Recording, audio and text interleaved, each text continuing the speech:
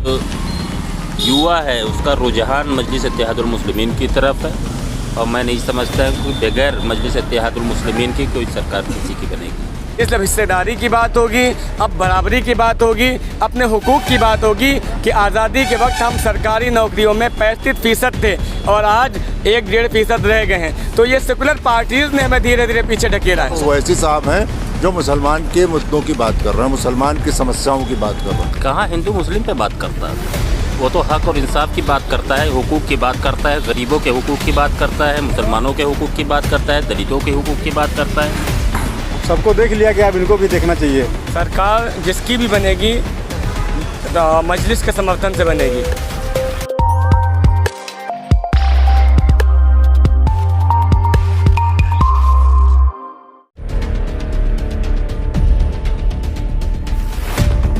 मैं हूं और लखनऊ की जनता क्या चाहती है, 2022 में किसकी सरकार बनना चाहिए? क्या दोबारा से योगी आदित्यनाथ आना चाहिए या सत्ता परिवर्तन होना चाहिए? आम जनता से जानते हैं। क्या नाम हुआ आपका? जी, हाफिज़ सैयद वसी। वसी साहब, किसकी सरकार बननी चाहिए? सरकार जिसकी भी बनेगी मजलिस के समर्थन से बनेगी। MIM जो है भाजपा को रोकने का भी काम करेगी और MIM यहाँ पे मजबूत सरकार देने का काम करेगी। जो डिप्टी CM का मुद्दा हमारे पार्टी में यहाँ पे चल रहा है और वो मुद्दा अहम है कि मुस्लिम डिप्टी CM हो तो मजलिस के समर्थन से सरकार बनेगी। लखनऊ में अब की बार युवाओं का रुझान जो है ख़ास तौर से मुस्लिम युवाओं का ये MIM की तरफ है। आप कहना कि बीजेपी को रोकेगी, आरोप तो लग रहा है बीजेपी ने यहाँ भेजा है। आरोप लगाने वाले आरोप लगाते रहेंगे लेकिन आज तक सिद्ध नहीं कर पाए। बीजेपी की बी टीम तो वो लोग हैं कि जिन्होंने जैसे कि BSP इन्होंने बीजेपी के समर्थन से सरकार बनाई और बीजेपी की बी टीम तो वो लोग हैं जो कि नरेंद्र मोदी को बुला करके और योगी जी को बुला करके उनकी मेज़बानी कर रहे हैं, उनके साथ में डिनर कर रहे हैं, अपने यहाँ शादियों में उनको बुला रहे हैं, उनके साथ में फ़ोटो खिंचवा रहे हैं। वो लोग बी टीम है कि मजलिस इत्तेहादुल मुस्लिमीन कि जिनको MIM को आज तक कोई साबित नहीं कर सकता पूरे देश में कि कहीं भी उन्होंने बीजेपी को फ़ायदा पहुँचाया हो। आपको क्या लगता है किसकी सरकार बननी चाहिए?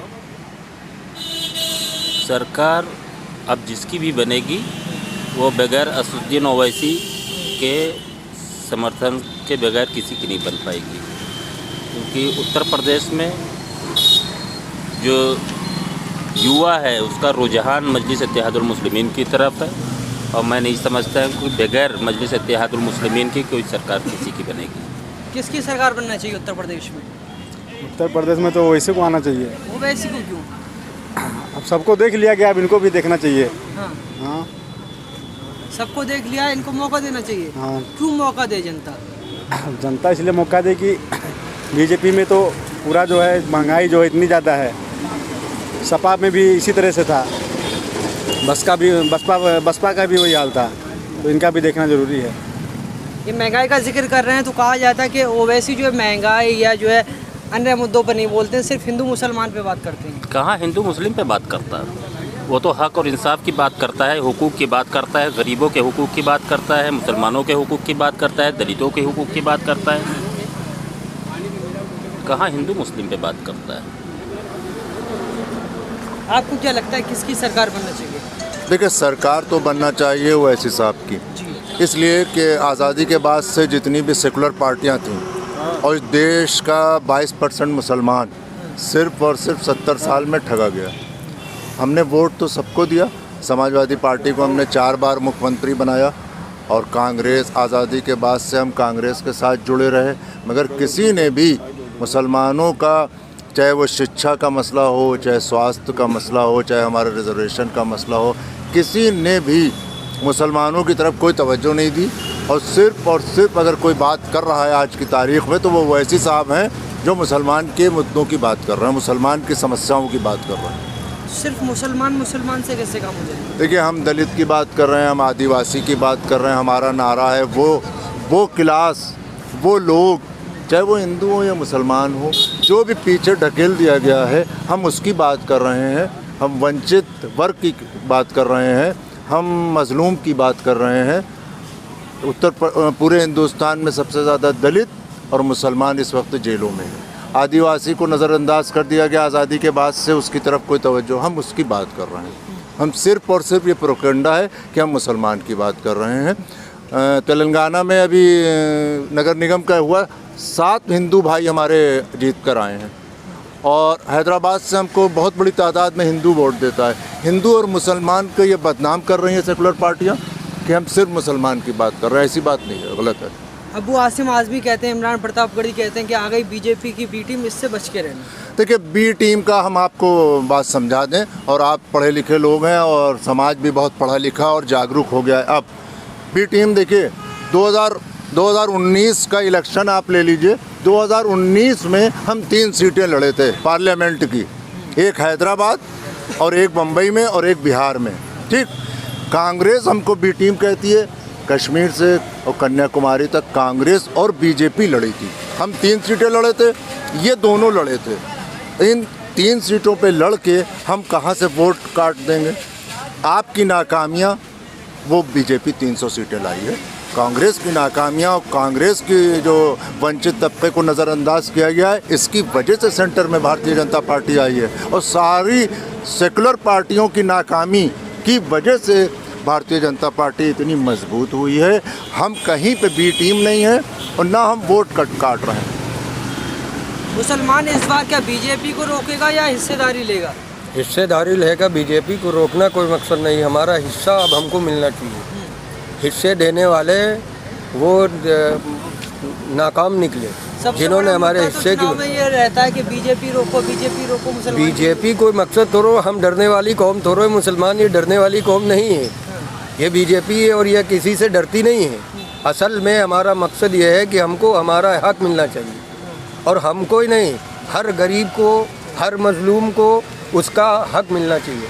और उसी हक के लिए बादशाह असदुद्दीन हर एक जाति के लिए, हर मजलूम के लिए बोलने की ताकत रखते हैं और बोलते हैं, हक दिलाने की बात करते हैं। भाई किसानों की बात आई, किसानों की बात उन्होंने की, दलितों की बात वो कर रहे हैं। और मुसलमान का काम ही यही है कि जो कमज़ोर हो उसका साथ दिया जाए।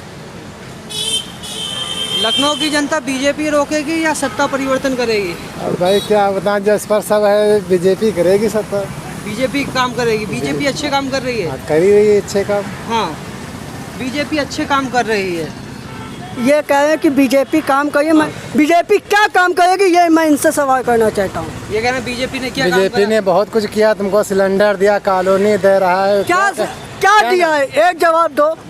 मानिए समाजवादी की सरकार थी तो समाजवादी ने काम करके दिखाया लखनऊ के अंदर। क्या पुराने लखनऊ में आप देख लीजिए, चले जाइए, चाहे वो हुसैनाबाद हो चाहे लखनऊ का कोई भी हो, समाजवादी पार्टी ने काम करके दिखाया है। तो बीजेपी ने क्या किया? वो आते काम किसका है और आएंगे फीता काट के चले जाएंगे। जवाब दीजिए आप। क्या बनाया है कि सबके जहाँ देखो तहाँ पार्क बना के तैयार किया, क्या किया है? बीजेपी ने क्या काम किया? बीजेपी का आप जवाब दीजिए। समाजवादी बीजेपी ने क्या काम किया है?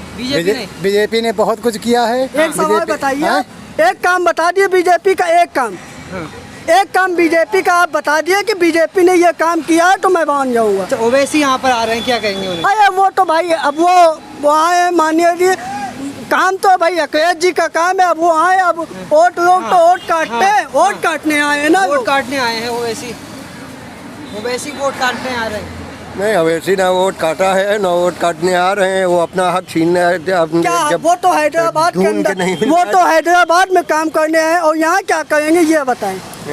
अखिलेश भी तो वहाँ से आए थे, वहाँ नाच कर रहे थे। मुजफ्फरनगर जल रहा था, वहाँ नाच हो रहा था। अखिलेश कहाँ नाच कर रहे थे, इसका जवाब दीजिए। सफाई में नाच हो रहा था और मुजफ्फरनगर जल रहा था। और संख्याकों के लिए, वंचितों के लिए, किसानों के लिए, दलितों के लिए, और भी जो चाहे किसी भी हो, वो काम करके दिखाया। उन्होंने काम किया। ये तो हैदराबाद से क्या यहाँ काम करने आएंगे, ये जवाब दीजिए। हैदराबाद से यहाँ काम करने आएंगे। पूरे देश में सबको कहीं भी जाने का अधिकार है, और एक आवाज़ जो संसद से लेकर के सड़क तक उठती है वो बैरिस्टर असदुद्दीन ओवैसी साहब की है कि हर मसले पर, किसी दलित पे जुल्म हो, कहीं भी किसी पे जुल्म होता है, वो हर मजलूम के साथ हैं। और दूसरी बात ये कि हम किसका वोट काटेंगे, हम तो हमारा वोट बाकी तमाम पार्टियां काट रही हैं। हम तो अपने वोट को यूनाइट करने की और एकजुट करने की बात करें। दूसरी बात आपने भी करी थी बीजेपी को रोकने की, तो बीजेपी को ना हम लाए थे और ना हम हमारे ऊपर जिम्मेदारी रोकने की।